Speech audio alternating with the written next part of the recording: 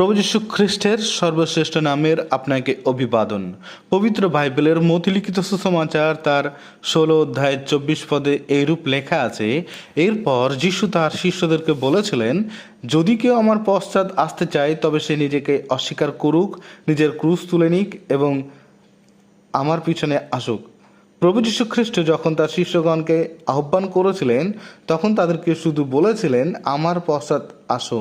প্রভু যীশু যখন নিজের বিষয়ে বলেছিলেন, আমি উত্তম মেষপালক, আর শিষ্যদের বিষয়ে তিনি বলেছিলেন, তারা হলো মেষপালক আগে আগে চলে আর তার মেষগণ পশ্চাৎ পশ্চাৎ চলে।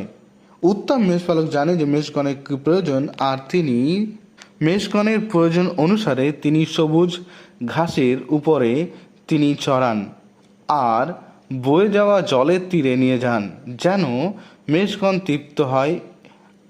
এবং কখনো কখনো জঙ্গলি জানোয়ার ও আক্রমণ করে, তখন মেষপালক নিজের প্রাণের পরোয়া না করে মেষগণের রক্ষা করে এবং ভয়াবহ পরিস্থিতিতে এবং কঠিন পরিস্থিতিতেও মৃত্যুর অভিমুখে তিনি নিজের মেষগণকে রক্ষা করেন, বিশেষ করে মৃত্যু থেকেও উদ্ধার করেন। মনুষ্য জাতি জন্ম থেকে পাপী আমরা বাইবেলে দেখতে পাই, আর পাপীদের বিষয়ে তিনি এইরূপ দেখতে পাই যে পাপীদেরকে নরক থেকে বাঁচানোর জন্য প্রভু যীশু খ্রিস্ট দেহ ধারণ করলেন, মনুষ্যদের মধ্যে অনুগ্রহ এবং সত্যে বাস করলেন, নির্দোষ নিষ্কলঙ্ক হয়েও স্বয়ং নিজেকে মনুষ্যদের পাপ থেকে উদ্ধারের জন্য পাপী মানুষের দণ্ডকে নিজের কাঁধে নিলেন এবং ক্রুশের ওপর বলিদান হলেন এবং মৃত্যুর তৃতীয় দিনে তিনি আবার পুনরুত্থিত হয়েছিলেন।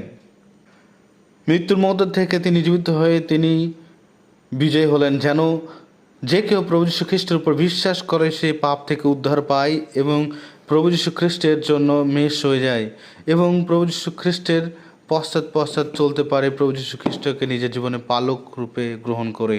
আপনিও সেই উত্তম মেষ পালকের পিছনে চলার জন্য এবং তার চরানিতে পাওয়ার জন্য আপনি প্রভু যীশু খ্রিস্টকে গ্রহণ করুন, আর এটাই আপনার জন্য প্রার্থনা।